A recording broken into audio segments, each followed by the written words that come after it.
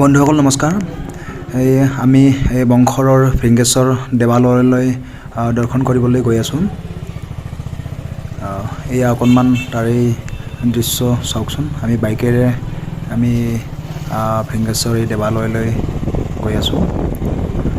অকণমান মন্দিৰটো দৰ্শন কৰিম, সেৱাও ল'ম বাৰু এটা। বাকী চাওকচোন, বাইকেৰে আমি গৈ আছোঁ।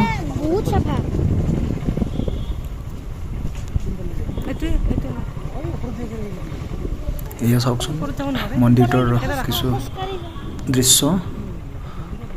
এয়া মন্দিৰৰ সন্মুখভাগ।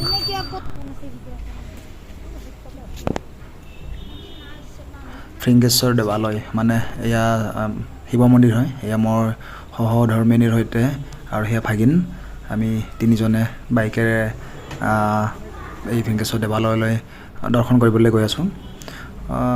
মন্দিৰত দৰ্শন কৰাৰ আগতে আমি ইয়াতে এই ওচৰতে থকা এইটো নতুনকৈ নিৰ্মাণ কৰি থকা পুখুৰী এইটো অকণমান চালোঁ আৰু কিনো বনাই আছে। এই সৌৱা সেইটো মহাদেৱৰে কিবা এটা মূৰ্তি বনাই আছে, সেইটো ওখকৈ কিবা বনাই আছে। ইয়াত এনেকৈ বনাই আছে নতুনকৈ, এইটো নিৰ্মীয়মান কিবা এটা বনাব আৰু। তো বাকী ভিতৰৰ দৃশ্যাংশ কিছু দেখাবলৈ চেষ্টা কৰি আছোঁ। আমি তাত গৈ পোৱা দেৰি হ'ল বাবে তো কি হ'ল, তাত মেইন পূজাৰীজন নাই আৰু, মানে পূজাৰীজন ওলাই গৈছে। তো আমি নিজেই তাত সেৱা ল'ব লাগিব।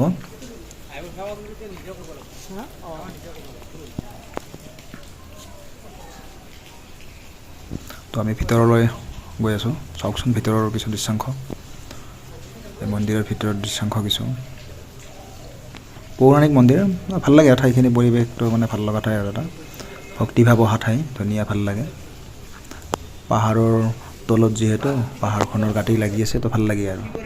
এনেও যিকোনো মঠ মন্দিৰ পাহাৰৰ ওচৰত হ'লে বা পাহাৰত হ'লে ভাল লাগে, মানে অলপ ভক্তিভাৱটো বেছিকৈ আহে। বিশেষকৈ মোৰ ক্ষেত্ৰত আৰু তেনেকুৱা, মানে পাহাৰৰ ঠাই মানে হেৰিত ভাল লাগে। পাহাৰৰ ওপৰত হ'লেতো বেছি ভাল লাগে, মানে অকণমান পাহাৰৰ ওপৰত কষ্ট কৰি মন্দিৰলৈ গ'লে তাত মানে বেছি ভক্তিভাৱটো বেছিকৈ মানে জাগৃত হয় নিচিনা মোৰ অনুভৱ হয়।